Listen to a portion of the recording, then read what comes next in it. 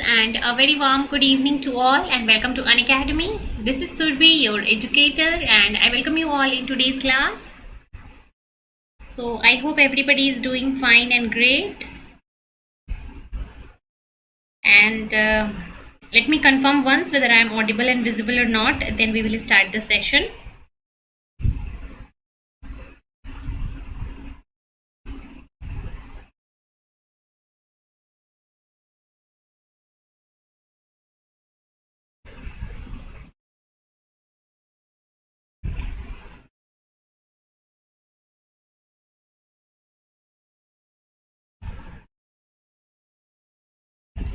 So let me confirm once.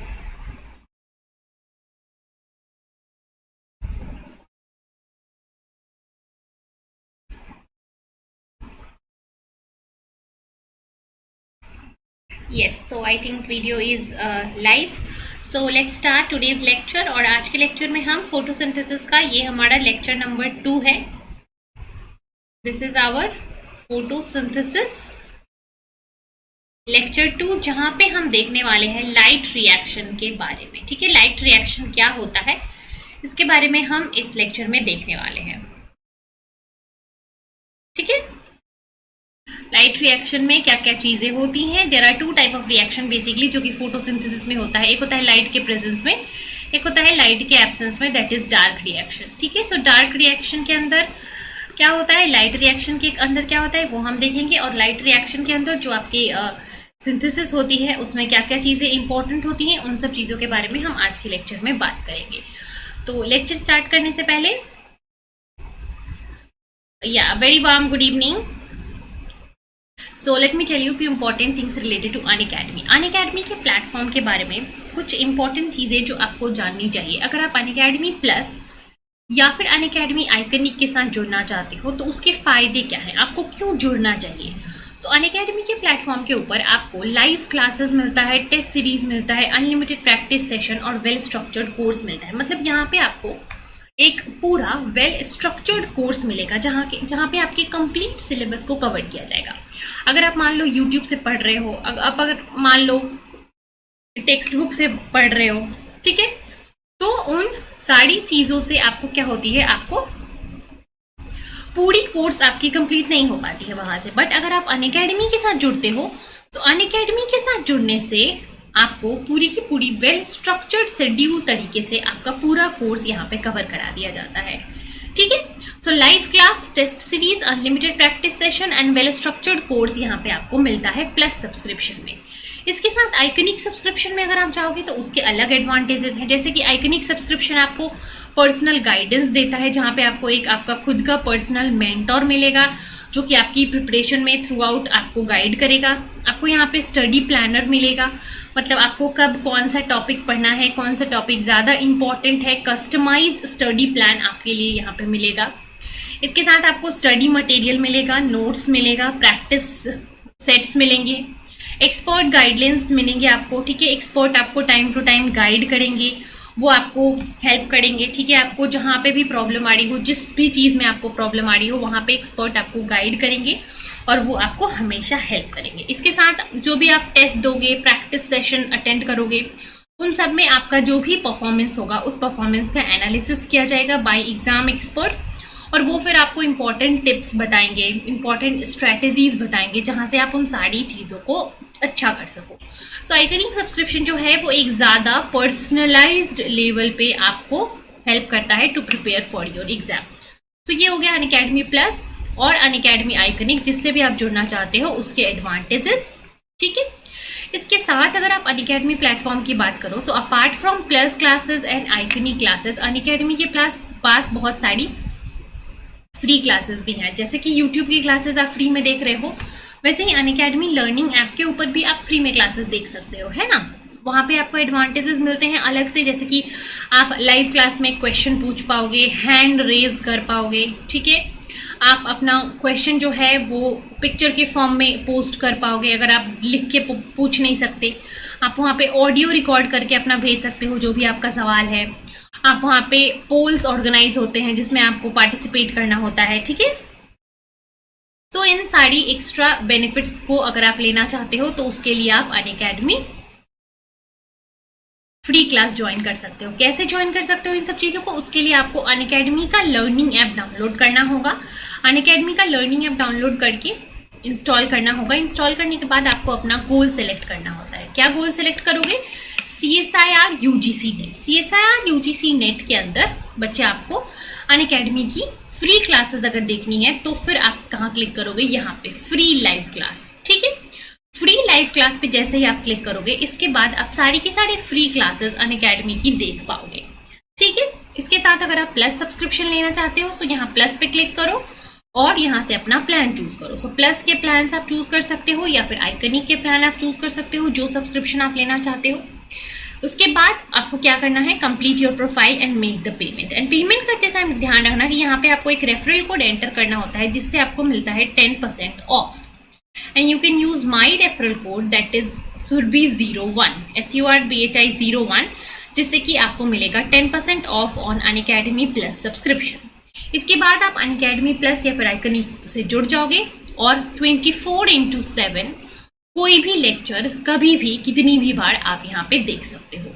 तो ये फायदा है आप जब अनअकैडमी को सब्सक्राइब करते हो। और जो स्टूडेंट सब्सक्रिप्शन लेना चाहते हैं अभी फिलहाल, सो फ्रॉम 8 सितंबर टू 15 सितंबर आपके लिए ऑफर है। अगर आप 12 मंथ का सब्सक्रिप्शन लेते हो तो 2 मंथ की एक्स्ट्रा सब्सक्रिप्शन आपको फ्री में मिलेगी।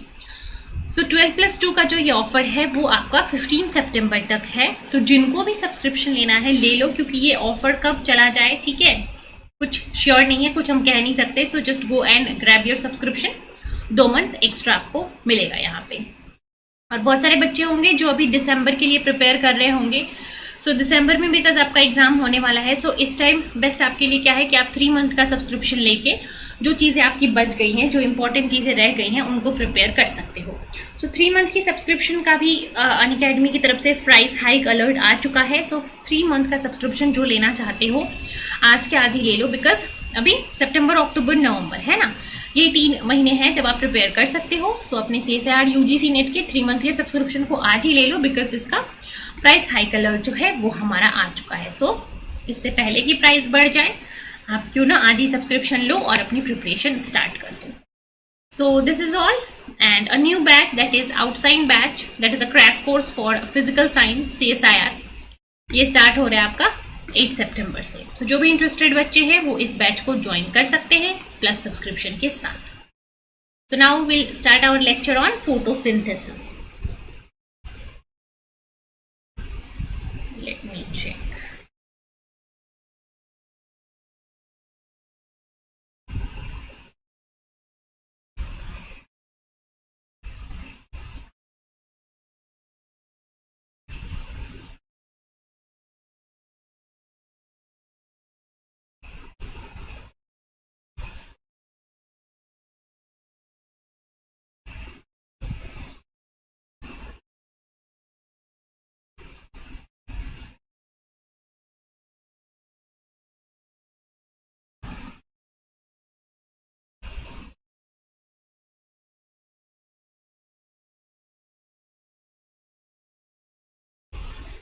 यस, चलिए सो स्टार्ट करते हैं फोटोसिंथेसिस का इंट्रोडक्टरी लेक्चर। जो चीजें मैंने आपको लास्ट क्लास में बताई थी एक बार मैं वो रिपीट कर देती हूँ, फिर कंटिन्यू करेंगे। So the term photosynthesis means synthesis using light. As we will see in this chapter, photosynthetic organism uses solar energy to synthesize carbon compounds that cannot be formed without the input of energy. So अगर हम बात करें carbohydrates, तो हमारा body eukaryotic organism के अंदर, अगर हम बात करें ह्यूमन या फिर कोई भी एनिमल की, तो वो कार्बोहाइड्रेट का सिंथेसिस नहीं कर सकता है। ऐसा नहीं है, अगर मान लो कि हमको कार्बन, हाइड्रोजन और ऑक्सीजन दे दिया जाए तो क्या हम कार्बोहाइड्रेट्स बना सकते हैं? नहीं। हमारे पास या फिर हमारे यूकैरियोटिक सेल के पास वो एबिलिटी नहीं होती है कि वो कार्बन, हाइड्रोजन और ऑक्सीजन को सिर्फ लेकर और कार्बोहाइड्रेट बना दे। हमारी बॉडी में, हमारे सेल्स में, यूकैरियोटिक सेल्स में ये पोटेंशियल नहीं होती है। ठीक है, अगर इन कार्बन, हाइड्रोजन और ऑक्सीजन को जोड़ के कार्बोहाइड्रेट की सिंथेसिस करनी है, सो फोटोसिंथेटिक ऑर्गेनिज्म जो होते हैं वो सिर्फ कर सकते हैं बाय यूजिंग सोलर एनर्जी। ठीक है, सोलर एनर्जी को as a source of energy लेके कार्बन, हाइड्रोजन और ऑक्सीजन को कार्बोहाइड्रेट्स में कन्वर्ट कर सकते हैं सिर्फ और सिर्फ फोटोसिंथेटिक ऑर्गेनिज्म। ठीक है। More specifically, light energy drives the synthesis of carbohydrate from carbon dioxide and water with the generation of oxygen. So, अगर स्पेसिफिकली कार्बन, हाइड्रोजन और ऑक्सीजन के सोर्स की बात करें तो CO2 और H2O जो है वो कार्बन, हाइड्रोजन और ऑक्सीजन का सोर्स है, जिसको कंबाइन करके कार्बोहाइड्रेट की सिंथेसिस होती है। Carbohydrate along with oxygen by photosynthetic organism, and these organism uses light as a source of energy. किसी भी काम को करने के लिए क्या चाहिए? एनर्जी चाहिए। तो यहाँ फोटोसिंथेसिस को बढ़ाने के लिए जो एनर्जी चाहिए होता है वो होता है लाइट। ठीक है। सो CO2 और वाटर को डायरेक्टली कन्वर्ट किया जाता है into carbohydrate via photosynthetic organism in the presence of light. So here light क्या हुआ? Light is used as a energy source. ठीक है, light as a energy source use हुआ और इस लाइट से जो एनर्जी मिला उसको कार्बोहाइड्रेट के फॉर्म में क्या किया गया? कार्बोहाइड्रेट के फॉर्म में स्टोर किया गया। अब इस कार्बोहाइड्रेट को अदर सेल्स जो है वो लेंगे। ठीक है, जैसे कि human cell, eukaryotic cells, other prokaryotic cells इस कार्बोहाइड्रेट को ऑब्टेन करेंगे और इस कार्बोहाइड्रेट का क्या करेंगे? मेटाबॉलिज्म करेंगे। ठीक है, इसको डिग्रेड करेंगे। मेटाबॉलिज्म करने के बाद फिर से क्या बनाएंगे? एनर्जी बनाएंगे इन द फॉर्म ऑफ ATP। ठीक है। सो लाइट जो एक एनर्जी सोर्स थी वो वापस से एनर्जी में ही कन्वर्ट हो जाएगा इन अदर एनिमल्स या फिर इन अदर ऑर्गेनिज्म। सो एक ऑर्गेनिज्म ने लाइट को लिया इन्वायरमेंट से एज अ एनर्जी और उसको कन्वर्ट किया कार्बोहाइड्रेट में। अब ये कार्बोहाइड्रेट जो है वो दूसरे ऑर्गेनिज्म, दूसरे सेल्स लेंगे और उसको मेटाबोलाइज करके फिर से एनर्जी बनाएंगे। तो यहाँ पे क्या हो रहा है? लाइट एनर्जी जो है वो दूसरे एनर्जी फॉर्म में सिर्फ कन्वर्ट हो रहा है। तो इसलिए बोलते हैं क्या? लॉ ऑफ, यहाँ पे भी क्या एप्लीकेबल है? ये law of conservation of energy. Law of conservation of energy क्या कहता है कि energy can never be destroy और created. Energy can only be transformed from one form to another form. मतलब कि लाइट एनर्जी जो एनर्जी सोर्स दे रहा है वो इनडायरेक्टली कन्वर्ट हो जा रहा है into ATP। That means energy जो है वो एक फॉर्म से दूसरे फॉर्म में कन्वर्ट हो रहा है, वो कहीं पे भी डिस्ट्रॉय नहीं हो रहा है। ठीक है। सो यहाँ से सनलाइट से जो एनर्जी मिली वो कन्वर्ट हो गया ATP में इनटू डिफरेंट ऑर्गेनिज्म। ठीक है। So energy stored in these molecules, in these carbohydrates, can be used later to power cellular processes in the plants and in other organisms to maintain all forms of life. ये जो carbohydrate है, अब ये जितने भी forms of life हैं इस अर्थ पे उन सब को मेंटेन करने में मदद करते हैं। ठीक है। सो कार्बोहाइड्रेट को कंज्यूम करेंगे सारे के सारे हेटेरोट्रॉपिक ऑर्गेनिज्म और इसको कंज्यूम करके सर्वाइव करेंगे। Right. So this is the introduction for photosynthesis. What is photosynthesis, why it is important, and what are the main things, what are the reactant, what are the product in this photosynthesis. So this is all about this slide. Is it clear? Simple से 3-4 lines यहाँ पे लिखे हैं, but उन lines का मतलब समझो। मतलब जो है बहुत ही डीप है और मतलब बहुत ही इंटरेस्टिंग है।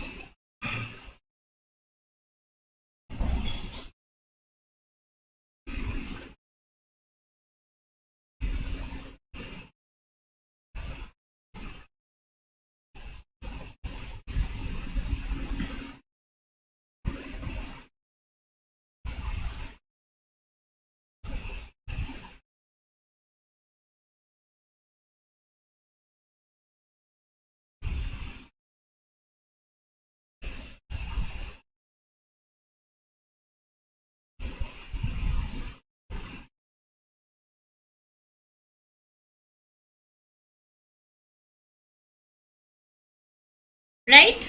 Is it clear, everyone? So the main thing here is कि फोटो देखो, क्वेश्चन यहाँ से देखो कैसे क्वेश्चंस बनते हैं। क्वेश्चंस की अगर हम बात करें तो यहाँ पे देखो कैसे कैसे क्वेश्चन बन जाते हैं। क्या फोटोसिंथेसिस से क्या हम law of conservation of energy को प्रूव कर सकते हैं? क्या फोटोसिंथेसिस के अंदर law of conservation of energy applicable है? बताओ। ठीक है। अभी मैंने बताया कि जो प्लांट्स जो होते हैं लाइट सोर्स यूज करते हैं, सनलाइट, और लाइट को यूज करते हैं as a source of energy, और इस एनर्जी को यूज करके वो बनाते हैं कार्बोहाइड्रेट, कार्बोहाइड्रेट को यूज करते हैं अदर ऑर्गेनिज्म और सेल्स लाइक हेटेरोट्रॉपिक ऑर्गेनिज्म, और फिर वो उसको क्या करते हैं, कार्बोहाइड्रेट को मेटाबोलाइज करते हैं, मेटाबोलाइज करके बनाते हैं ATP. So ATP is another form of energy only, it is a fuel, it is a energy. So light as a energy जो यूज हुआ था वो फाइनली कन्वर्ट हो गया into ATP as a energy source. So this light energy source is converted into ATP. That means here energy is conserved. Energy is only changing its form. ठीक है. So law of conservation of energy क्या बोलता है, that energy can never be created nor be destroyed. Energy सिर्फ एक form से दूसरे form में कन्वर्ट किया जा सकता है. So ये हो गया आपका एक क्वेश्चन. ठीक है. So लाइट जो है, लाइट का यूज क्या है यहाँ पे, so light is used as a energy source. ठीक है. देन यहाँ पे रिएक्टेंट क्या है, CO2 and water. CO2 and water are the reactants. Oxygen is a by product. Carbohydrate is the product. So these are few important things related to this first slide. Is it clear everyone? Let me know in the comment. Comment में बता दो मुझे फटाफट से अगर ये clear है तो.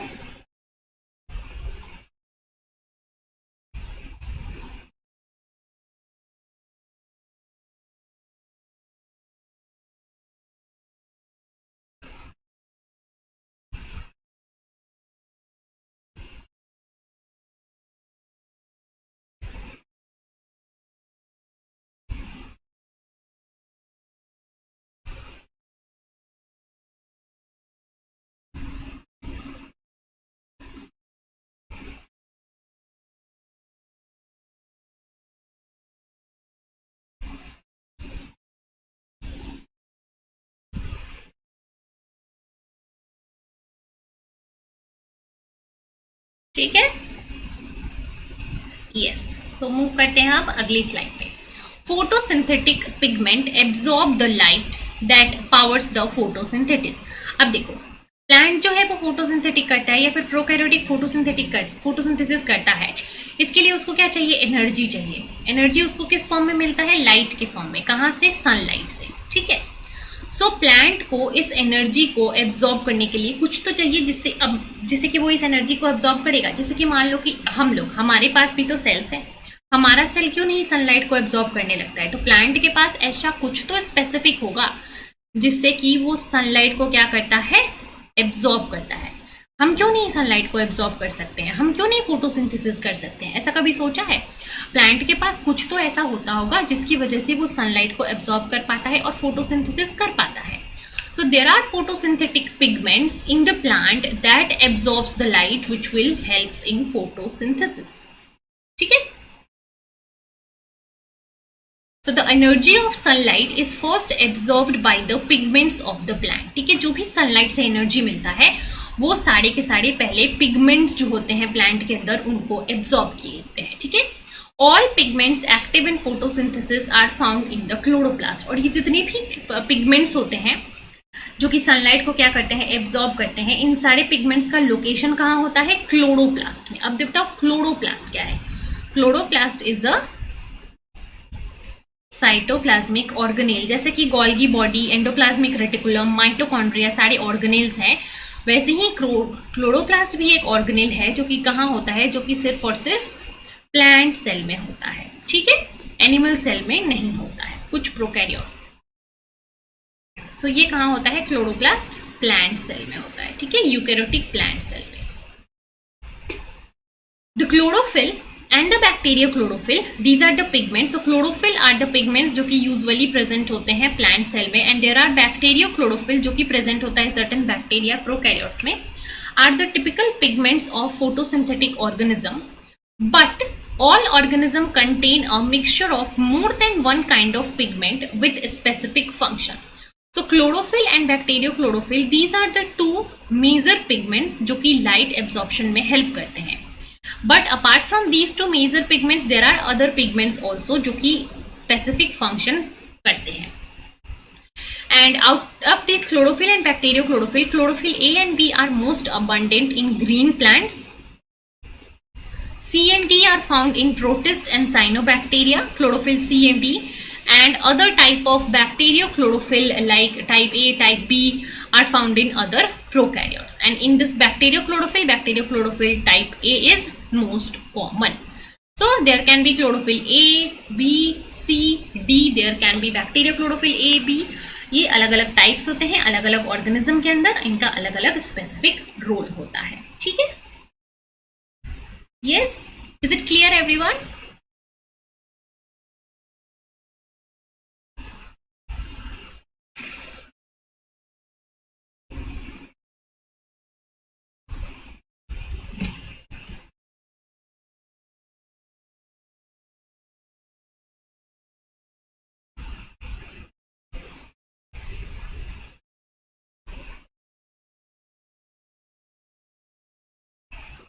Yes, let me know in the comment if it is clear or not.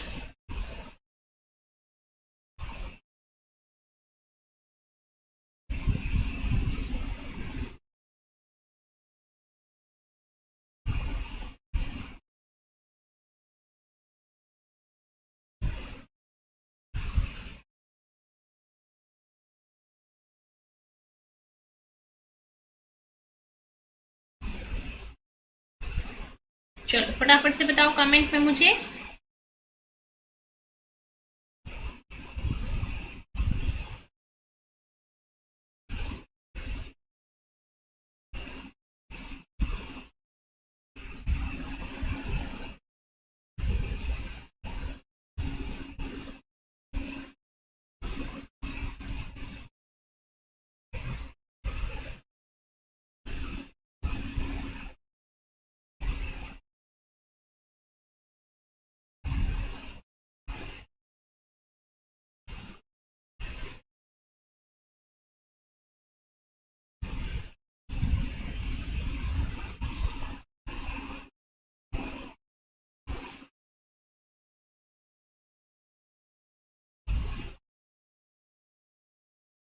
Is it clear? Any doubt here?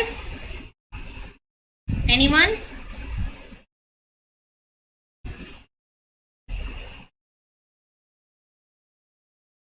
चलो चलो ठीक है, आगे बढ़ते हैं फिर. नेक्स्ट. सो ऑल क्लोरोफिल, अगर क्लोरोफिल के स्ट्रक्चर की बात करें, so all chlorophyll have a complex ring structure that is chemically related to porphyrin like groups. ठीक है. सो क्लोरोफिल के अंदर एक कॉमन चीज क्या होती है कि इसके पास क्या होता है, इसके पास एक पोरफाइरिन रिंग होती है. ठीक है. Porphyrin ring, porphyrin ring. और आपने कहा सुना होगा हीमोग्लोबिन के स्ट्रक्चर में, मायोग्लोबिन के स्ट्रक्चर में, साइटोक्रोम सी के अंदर, इन सब जगह क्या होता है, ये porphyrin ring, aromatic ring present होता है. ये जो पोरफाइरिन रिंग है, this whole complete structure it is known as porphyrin ring. And इस पोरफाइरिन रिंग के पास क्या होता है, पायरोल रिंग्स होते हैं. 4 pyrrole rings will make 1 porphyrin. ठीक है. तो ये हो गया आपका पूरा का पूरा पोरफाइरिन रिंग स्ट्रक्चर, जो कि हर क्लोरोफिल के अंदर प्रेजेंट होता है. And apart from this porphyrin ring, in addition to this, there is a long hydrocarbon tail which is attached to the porphyrin ring structure, and the tail anchors the chlorophyll to the hydrophobic portion of its environment. ठीक है. एक porphyrin ring के अलावा एक hydrophobic tell भी होता है. ठीक है. This is the hydrophobic tail region. Tail region क्यों होता है, ताकि ये क्लोरोफिल अगर किसी हाइड्रोफोबिक एनवायरमेंट में प्रेजेंट है, सो हाइड्रोफोबिक एनवायरमेंट के साथ ये हाइड्रोफोबिक टेल इंटरैक्ट करके इस क्लोरोफिल के मॉलिक्यूल को स्टेबल रख सके. ठीक है. So the tail of the chlorophyll is important for hydrophobic interaction with its environment. Right. The ring structure contains some loosely bound electrons and is the part of the molecule that is involved in electron transition and redox reaction.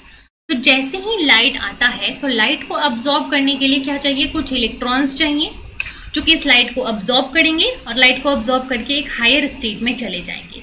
सो इस chlorophyll के पास बहुत सारे loose electrons होते हैं, double bonds होते हैं, resonance होता है, और इस रेजोनेंस, इस प्रेजेंस ऑफ डबल बॉन्ड के कारण these electrons from this molecule will participate in electronic transition and redox reaction, जो कि फोटोसिंथेसिस का एक इंपॉर्टेंट पार्ट है.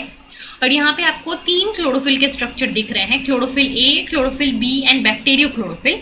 इन तीनों का हम अगर कॉमन स्ट्रक्चर देखें, so all the chlorophyll will have a porphyrin ring सब में होगा. Then it will have a hydrocarbon tail, hydrocarbon tail भी सब में होगा.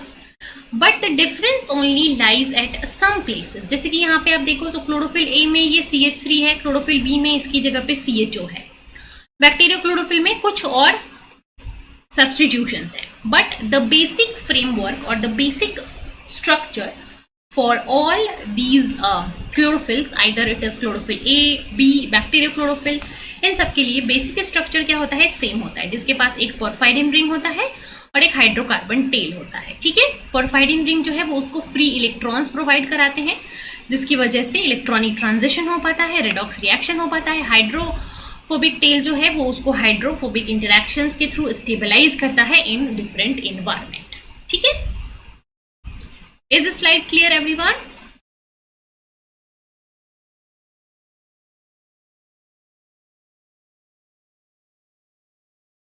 Yes, let me know in the comment.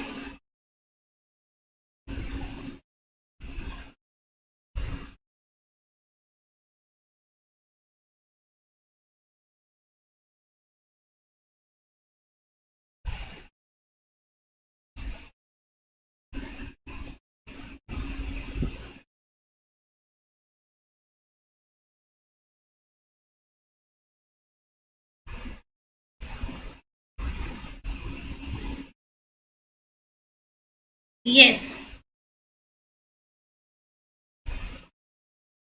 Any doubt here?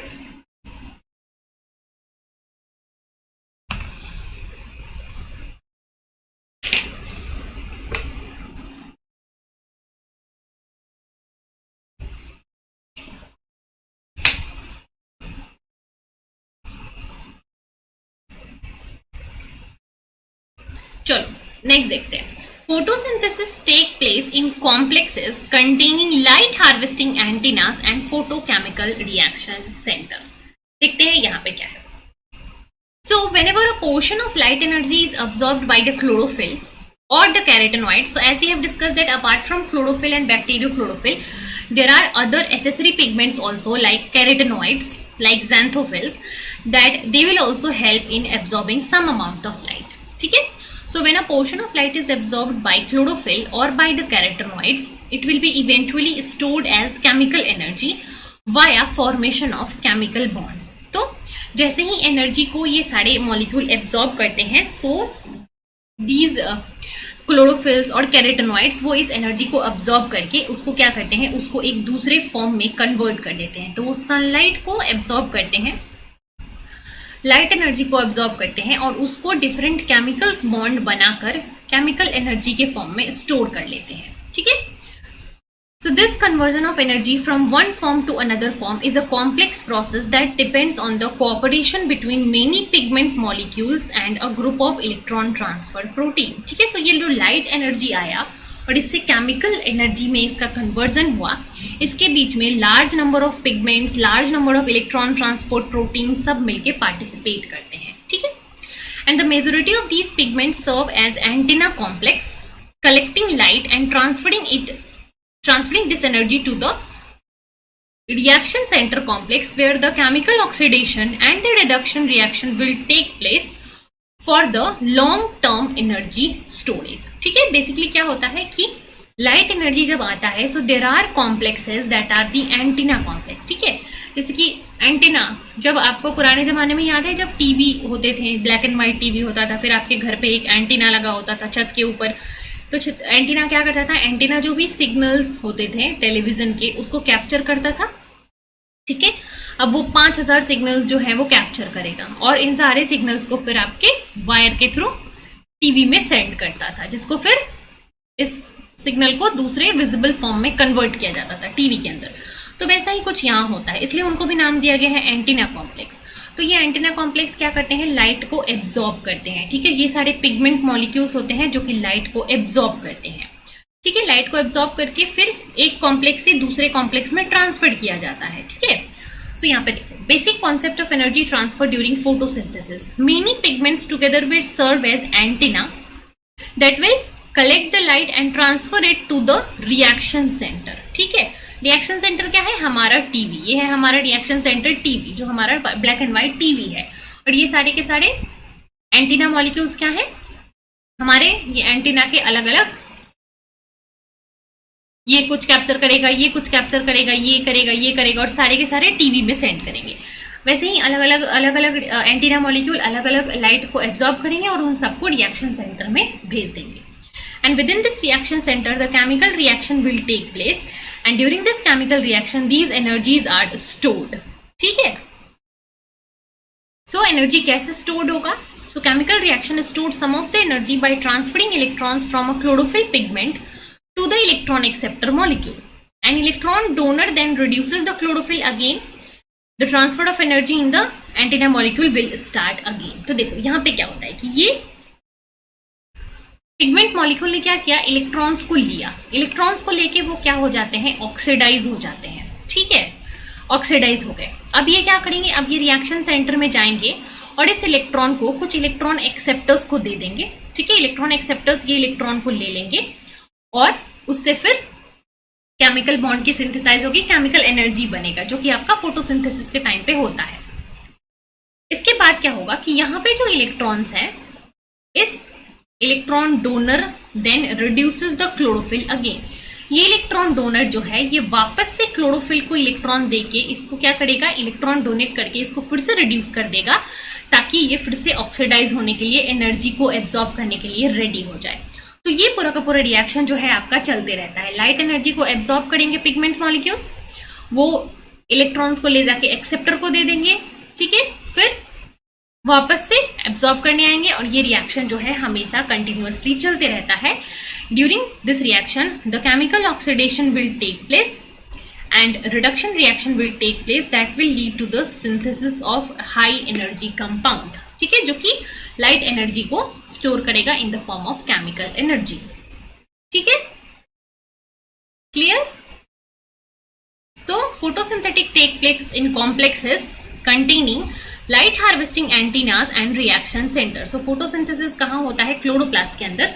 Chloroplast के अंदर there are chlorophyll and chlorophyll जो है मिलके बनाएंगे एंटीना मॉलिक्यूल, और सारे के सारे एंटीना मॉलिक्यूल अपने जो भी एब्जॉर्ब्ड एनर्जी होंगी वो उसको पास ऑन करेंगे टू अ रिएक्शन सेंटर, जहां पे आपका एक्चुअल रिडक्शन ऑक्सीडेशन साइकिल होगा और आपका केमिकल एनर्जी जो है वो कन्वर्ट हो जाएगा लाइट एनर्जी, केमिकल एनर्जी के फॉर्म में। So this is the role of antenna complex and reaction centre.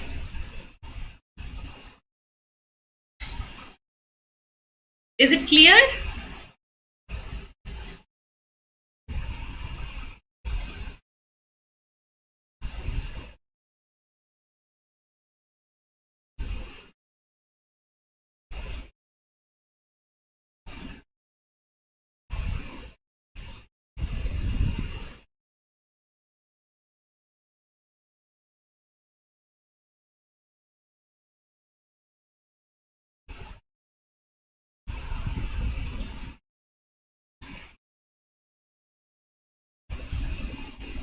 किसी का कुछ डाउट है? फटाफट से बताओ मुझे। Anybody?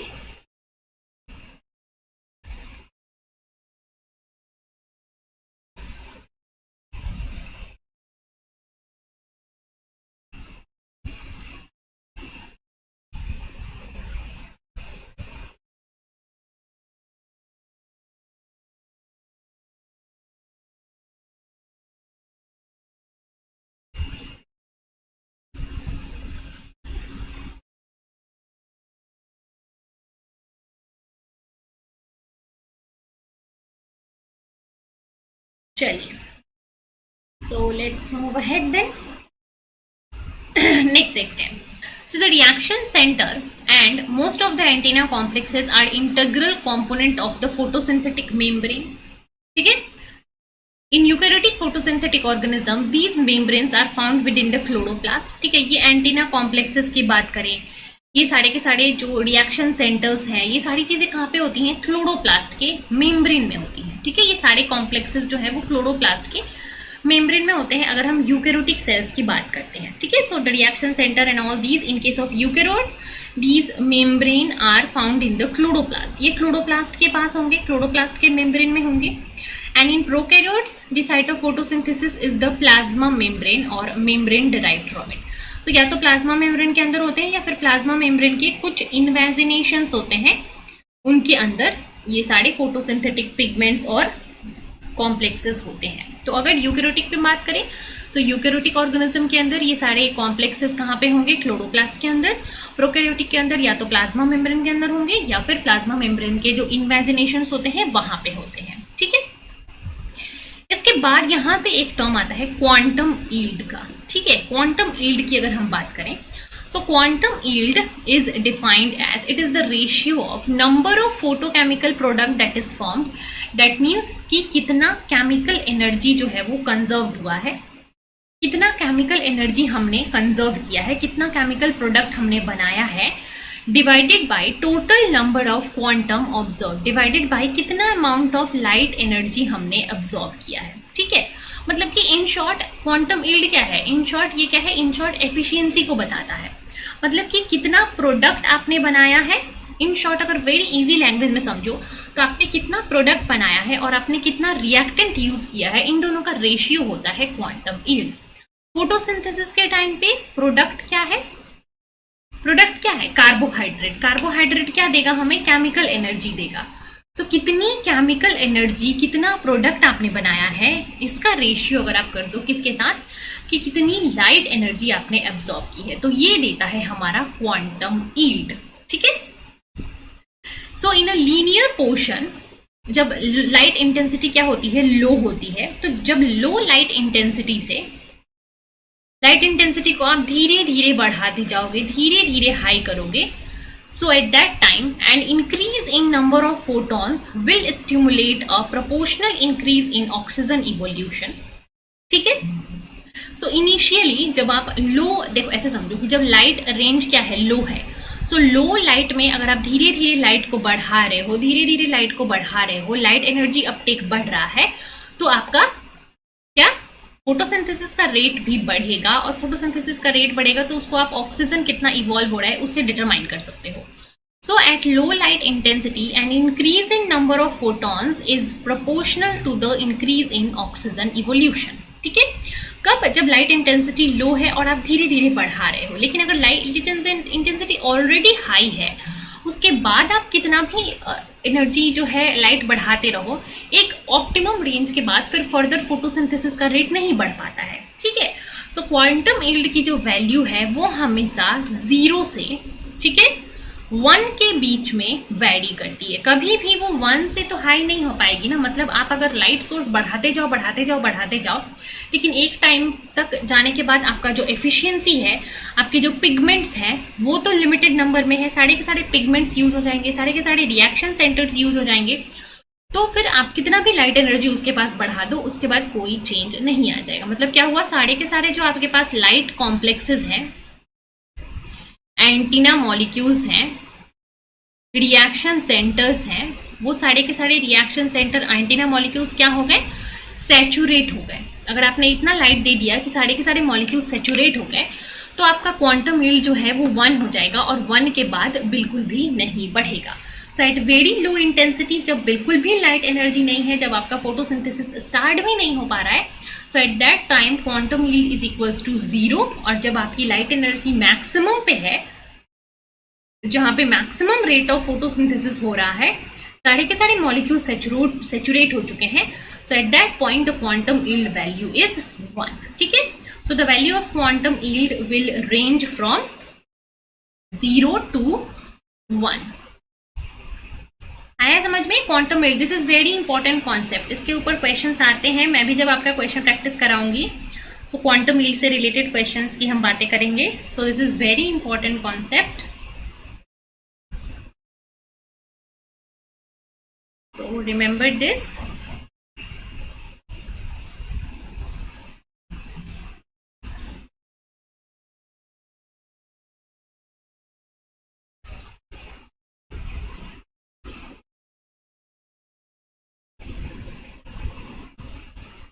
Yes, is it clear?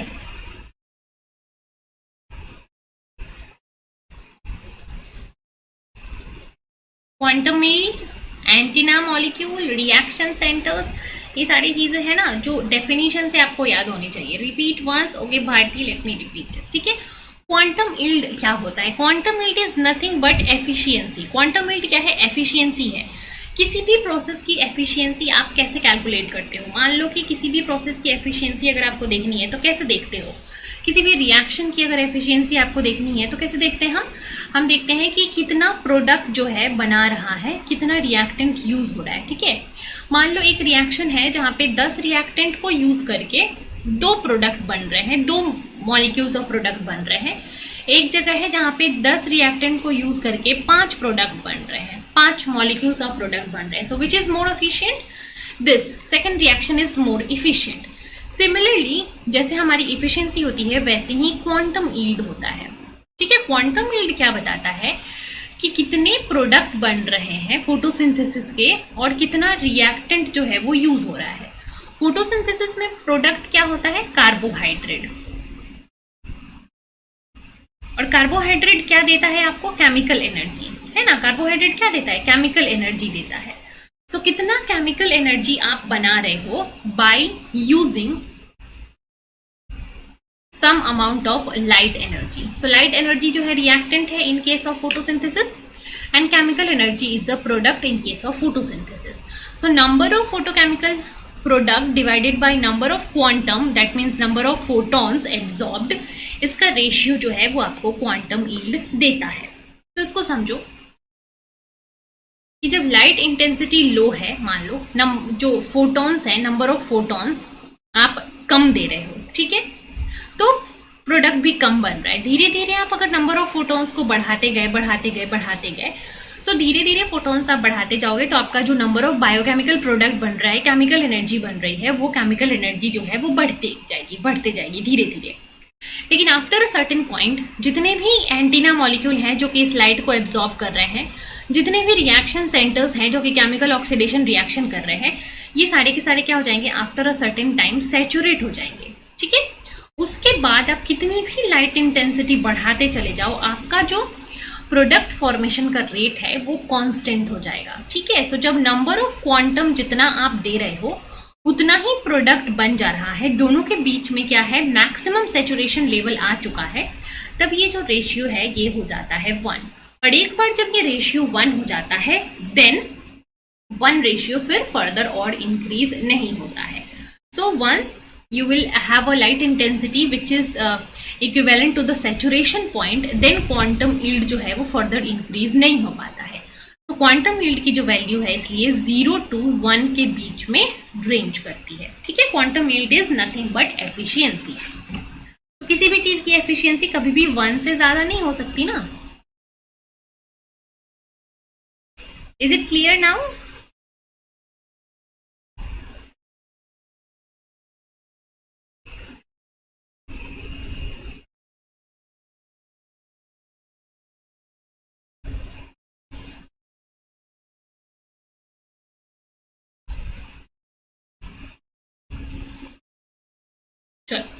सो जो बेसिक रिएक्शन होता है, केमिकल रिएक्शन ड्यूरिंग फोटोसिंथेसिस क्या होता है? जहां पे CO2 combines with water in the presence of light to make carbohydrate and oxygen. तो यहाँ पे हम इंपॉर्टेंट कुछ पॉइंट है वो देखते हैं। The chemical reaction of photosynthesis is driven by light. देखो, इसको पढ़ते इस लाइन को समझना, this is important. It is important to realise that equilibrium for the chemical reaction in this particular chemical equation lies very far in the direction of the reactant. The equilibrium constant, अगर इस reaction के हम equilibrium constant की बात करें, so it is very very less. This number is nearly 0. That one can quite confident that the entire history of the universe, no molecule of glucose has formed spontaneously from H2O to CO2 without an external source being provided. है ना? देखो, अगर देखा जाए सो ये reaction जो है CO2 और वाटर कंबाइन करके कार्बोहाइड्रेट बनाए, सो इस रिएक्शन की जब आप इक्विलिब्रियम कांस्टेंट की बात करते हो तो ये बहुत ही ज्यादा, it is very very less. ठीक है, even it is close to 0। तो इस रिएक्शन को अगर देखा जाए so without any external source ये रिएक्शन पॉसिबल ही नहीं है। तभी ये पता चला कि ये जो सारी चीजें हो रही हैं, कार्बोहाइड्रेट बन रहा है, ये किसकी वजह से बन रहा है? लाइट की वजह से बन रहा है। ठीक है, बिकॉज देखा गया कि इस रिएक्शन की जो इक्विलिब्रियम कांस्टेंट की वैल्यू है, अगर हम मान लो CO2 और वाटर को इन विट्रो कंडीशन में ऐड करके देखें कार्बोहाइड्रेट बन रहा है कि नहीं बन रहा है, सो द इक्विलिब्रियम कांस्टेंट और the rate is nearly equals to 0. So this indicates that ये CO2 H2O मिलके कार्बोहाइड्रेट बना है. It requires a energy source, any external energy input, and the energy that is needed to drive this photosynthesis in plants or photosynthetic prokaryotic organism come from light. ठीक है. So CO2 H2O combine करके carbohydrate बनाएगा और oxygen यहाँ से release होगा. ठीक है. Where CH2O is 1/6 of glucose molecule and about 9 to 10 photons of light are required to drive this particular reaction. So एक molecule of carbohydrate को बनाने के लिए, ग्लूकोज को बनाने के लिए 9 to 10 photons जो हैं वो आपके रिएक्शन सेंटर के पास जाते हैं, जिसकी वजह से आपका फोटोसिंथेसिस होता है और आपका कार्बोहाइड्रेट यहाँ पे बनता है. सो कार्बोहाइड्रेट जो है, अगर आप कोशिश करो कि CO2 और H2O को मिला दो और आप डायरेक्टली स्पॉन्टेनियसली ये रिएक्शन हो जाए, so this is not possible because the equilibrium constant और the rate constant is very very low. It is nearly equals to 0 for this 10 to the power -5 है, 10 to the power -500. It is nearly equals to 0 and because of this आपका जो भी CO2 और H2O का process है ये spontaneously नहीं हो सकता. इसको कोई ना कोई एक्सटर्नल सोर्स चाहिए, तभी फोटोसिंथेसिस हो पाएगा. ठीक है. Is it clear? सो जो आपकी इक्विलिब्रियम कांस्टेंट है इसका वैल्यू जो है 0 होने का क्या सिग्निफिकेंस है, this should be clear to you.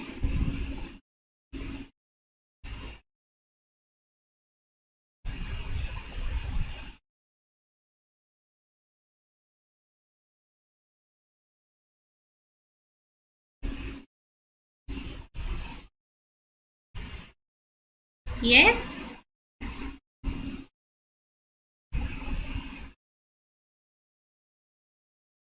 Is it clear or not? चलो ठीक है, आगे बढ़ते हैं.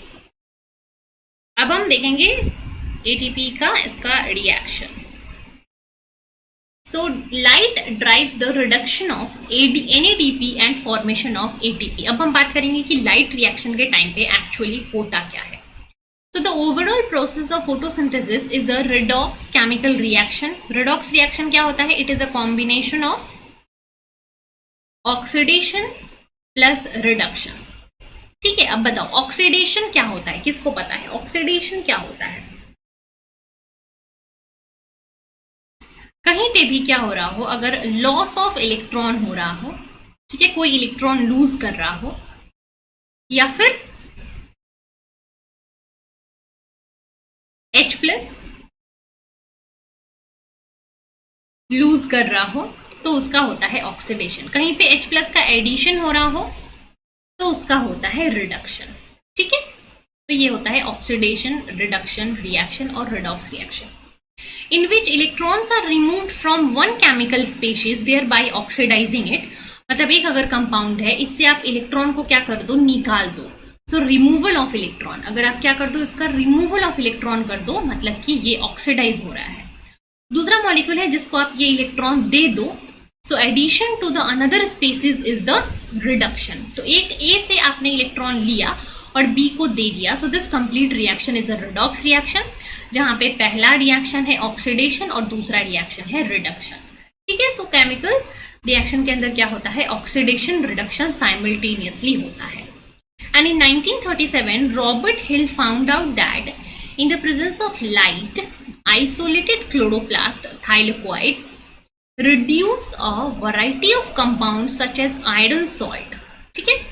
तो क्या करा गया कि एक क्लोरोप्लास्ट जहां पे क्या है, पिगमेंट्स हैं, पिगमेंट्स में क्या देखा गया, दैट इसको अगर लाइट दिया गया, ठीक है, और यहाँ पे डिफरेंट आयरन सॉल्ट्स दिए गए, सो दिस पिगमेंट, और ये बिकॉज क्या है, क्लोरोप्लास्ट है, सो इसके अंदर वाटर तो होगा ही ऑलरेडी, सो ये H2O क्या करेगा, पिगमेंट्स क्या करेगा, लाइट के प्रेजेंस में आयरन सॉल्ट जो यहाँ पे प्रेजेंट है, उन आयरन सॉल्ट्स को क्या कर देंगे, ऑक्सीडाइज कर, उन आयरन सॉल्ट्स को क्या करेंगे, वाटर, ये जो H है, ये H प्लस जो है वो जाके इस आयरन को कर देगा रिड्यूस, और H2O खुद हो जाएगा ऑक्सीडाइज इनटू ऑक्सीजन। सो अगर हम इन विट्रो कंडीशन में आउटसाइड द प्लांट बॉडी अगर बात करें, सो आइसोलेटेड क्लोरोप्लास्ट के पास पिगमेंट्स होते हैं and that pigment has the ability to perform oxidation reduction reaction, ठीक है, जो कि क्या करेगा, these compounds like iron salt, इस आयरन सॉल्ट को वो क्या करेगा, रिड्यूस कर देगा, ठीक है। So these compound serve as a oxidant in place of CO2। तो जैसे क्या होता है, CO2 और H2O मिलके कार्बोहाइड्रेट बनता है और ऑक्सीजन बनता है। अगर CO2 यहाँ पे क्या हो रहा है, CO2 में हम हाइड्रोजन ऐड कर रहे हैं, मतलब CO2 यहाँ पे रिड्यूस हो रहा है और H2O जो है वो यहाँ पे ऑक्सीडाइज हो रहा है। तो यहाँ पे CO2 की जगह क्या है, आयरन सॉल्ट है, वाटर है, और कार्बोहाइड्रेट की जगह यहाँ पे Fe+2 बन रहा है और ऑक्सीजन बन रहा है। सो अगर हम एक्सटर्नल कंडीशन में, इनविट्रो कंडीशन में CO2 की जगह हम कोई और भी कंपाउंड यूज करते हैं like Fe+3 different salt, so it will also undergo reduction to form Fe+2 similar to the process of photosynthesis, ठीक है। so ये आपका बता रहा है कि that chloroplast has a tendency to reduce any compound and to oxidize any compound। तो chloroplast के अंदर ये रिड्यूस हो गया और ये ऑक्सीडाइज हो गया इनटू ऑक्सीजन। सो ये कंप्लीट रिडॉक्स रिएक्शन जो है वो क्लोरोप्लास्ट, एक आइसोलेटेड क्लोरोप्लास्ट भी परफॉर्म कर सकता है इन द प्रेजेंस ऑफ लाइट, ठीक है। This equation tells us about that कि कोई भी अगर लाइट रिएक्शन आप दे रहे हो, so the chloroplast has a tendency, even isolated chloroplast has a tendency to undergo oxidation and reduction reaction, right? Is it clear?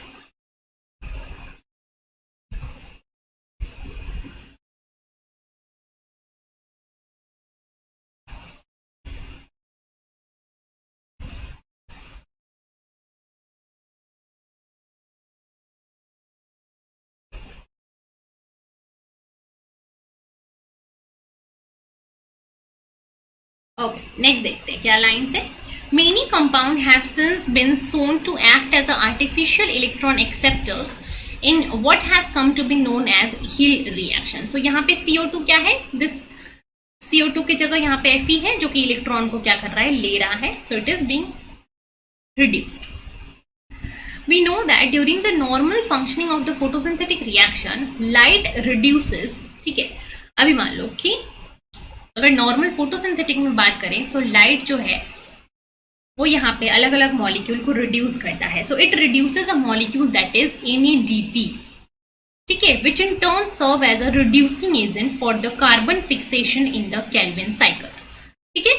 तो यहाँ पे क्या होता है, लाइट जो क्लोरोप्लास्ट एब्जॉर्ब करता है, तो यहाँ पे कौन सी रिएक्शन होती है, जो ये एक्चुअल रिएक्शन है CO2 H2O, ये जो कार्बोहाइड्रेट बनाता है, ये रिएक्शन डायरेक्टली आपके क्लोरोप्लास्ट डायरेक्टली लाइट से इंड्यूस नहीं होता है। लाइट सबसे पहले क्लोरोप्लास्ट एब्जॉर्ब करके क्या करता है, इस लाइट को यूज करके, लाइट से जो इलेक्ट्रॉन्स मिलते हैं, ये इलेक्ट्रॉन्स देता है किसको, NADP को।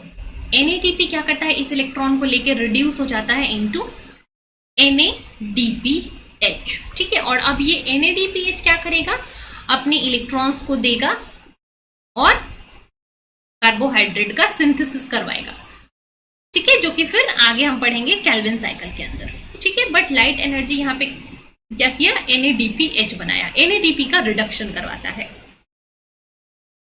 And ATP is also formed during the electron flow from water to NADP and further it will do the carbon reduction. So what happened, जब NADP इलेक्ट्रॉन जो है लाइट सोर्स से, कॉम्प्लेक्सेस से electron कहाँ जाता है, जब NADP के पास जाता है। So during this process ATP is also generated, we'll see this in our other lecture. So what happened, the chemical reaction in which water is oxidized to oxygen, NADP is reduced and ATP is formed are known as thylakoid reaction, ठीक है। तो initial जो reaction होते हैं जहां पे light को use करके सबसे पहले वाटर को क्या किया जाता है, हाइड्रोलाइज किया जाता है into H+ electron and oxygen. तो यहाँ पे जो ये इलेक्ट्रॉन और H+ आते हैं ये फिर जाते हैं इलेक्ट्रॉन ट्रांसपोर्ट चेन में, और ये इलेक्ट्रॉन ट्रांसपोर्ट चेन से NADP क्या होता है, इस इलेक्ट्रॉन को लेके कन्वर्ट हो जाता है NADPH और NADP+ में, NADPH में, और during this electron transport chain ATP is also synthesise. अब ये जो NADPH है ये जाता है किसमें, कैल्विन साइकिल में, और कैल्विन साइकिल के अंदर जाके अभी क्या होता है, आपका कार्बोहाइड्रेट सिंथेसाइज होता है। तो ये होता है पूरा का पूरा प्रोसेस, ठीक है। लाइट एनर्जी आया, इस लाइट को लेके क्या होता है, सबसे पहले वाटर इज ऑक्सीडाइज्ड, H2O को ऑक्सीडाइज किया जाता है into H+ electrons and oxygen. ये H+ इलेक्ट्रॉन्स जाएंगे किसमें, इलेक्ट्रॉन ट्रांसपोर्ट चेन में, और finally it will be delivered to a final electron acceptor that is NADP+, जो कि बनेगा NADPH। अब NADPH अपने इलेक्ट्रॉन्स को जाके डोनेट कर देता है कैल्विन साइकिल में, जहां से बन जाएगा कार्बोहाइड्रेट, और ये इलेक्ट्रॉन ट्रांसपोर्ट चेन से बन जाएगा ATP। सो ये जो तीन चीजें बनी, NADPH, ऑक्सीजन एंड ATP, ये 3 reactions, these are known as thylakoid reaction, because almost all the reaction where NADP reduction will take place, it happens in the thylakoid membrane या फिर thylakoid के अंदर ये सारी चीजें होती हैं। And the other set of reaction that is carbon fixation and the reduction reaction, जहाँ पे NADP जो है वो क्या करता है, NADPH जाके इस कार्बन फिक्सेशन कराता है कैल्विन साइकिल, उन सारी रिएक्शंस को बोलते हैं stroma reaction, because these reactions will take place in a aqueous region within the chloroplast that is known as stroma. तो फाइनली यहाँ पे 2 और रिएक्शंस हो गए, एक हो गया थाइलेकोइड रिएक्शन, एक हो गया स्ट्रोमा रिएक्शन। सो ऑक्सीजन का फॉर्मेशन, NADPH का फॉर्मेशन और ATP का फॉर्मेशन, ये तीनों कहाँ होते हैं, थाइलेकोइड या थाइलेकोइड मेम्ब्रेन में होते हैं। So these are known as thylakoid reaction. और जो अदर रिएक्शंस हो गए जहाँ पे CO2 फिक्सेशन होगा इनटू कार्बोहाइड्रेट कैल्विन साइकिल, वो सब कहलाता है स्ट्रोमा, बिकॉज ये सब कहाँ होता है, क्लोरोप्लास्ट के अंदर एक स्ट्रोमा रीजन होता है वहां पे। तो ये सारे स्ट्रक्चर्स भी मैं आपको बताऊंगी कल के लेक्चर में। And first of all let me know if this is clear. Light reaction में क्या होता है, लाइट आता है, सबसे पहले वाटर की हाइड्रोलिसिस होती है, इससे जो इलेक्ट्रॉन्स और प्रोटॉन्स निकलते हैं वो इलेक्ट्रॉन ट्रांसपोर्ट चेन में जाते हैं। ये इलेक्ट्रॉन ट्रांसपोर्ट चेन इलेक्ट्रॉन्स को NADP+ को डोनेट करता है, जिससे कि NADPH बनता है और वो कैल्विन साइकिल में जाता है। इलेक्ट्रॉन ट्रांसपोर्ट चेन से फिर ATP बनता है। सो यहाँ पे ATP बना, NADPH बना और ऑक्सीजन बना। These 3 are the products of your light reaction. Is it clear everyone?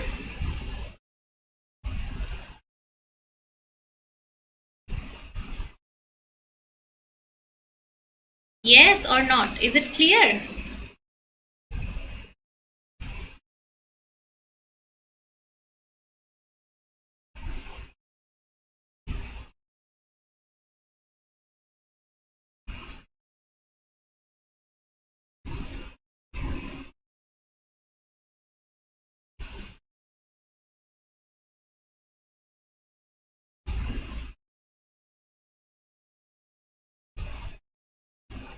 और yes Bharti, will solve questions also, question भी करेंगे हम। क्या आपको थ्योरी नहीं पढ़ना है, क्या आप लोगों को सिर्फ क्वेश्चंस करने हैं?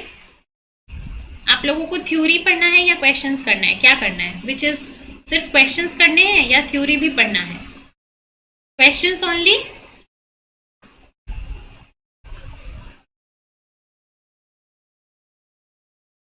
मैं क्वेश्चंस भी कराऊंगी, डोंट वरी, क्वेश्चंस भी होंगे, थ्योरी करेंगे और उसके साथ साथ क्वेश्चंस भी करेंगे, पूरा पूरा प्लांट फिजियोलॉजी करेंगे। बस I need all like your support live class के अंदर। लाइव क्लास के अंदर सबको आना है, लाइव क्लास देखनी है, डाउट्स पूछने हैं, इंटरेक्ट करना है, तब जाके क्लासेस जो है वो अच्छे से हो पाएंगी, है ना? सो चलिए फिर आज के लेक्चर को यही एंड करते हैं, ठीक है? इसके बाद का कल देखेंगे। चलो, आज के लेक्चर में अगर किसी को कुछ डाउट है सो यू कैन आस्क।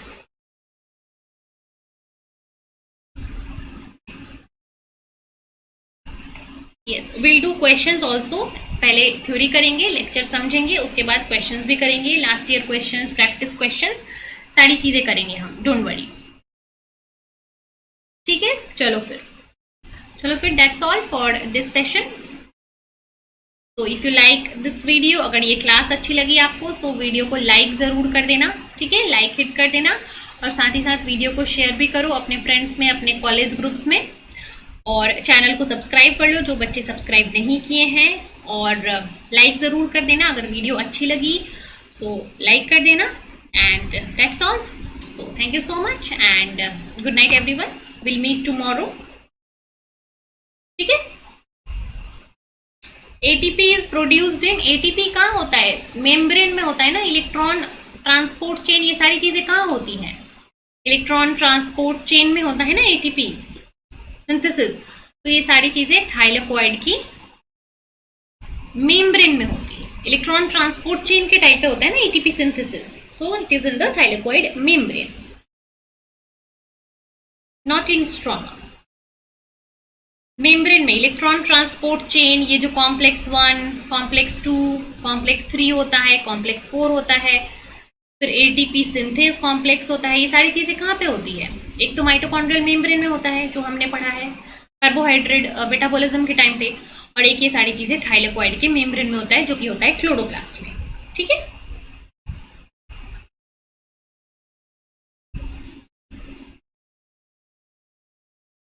चलिए, so that's all, thank you so much and good night.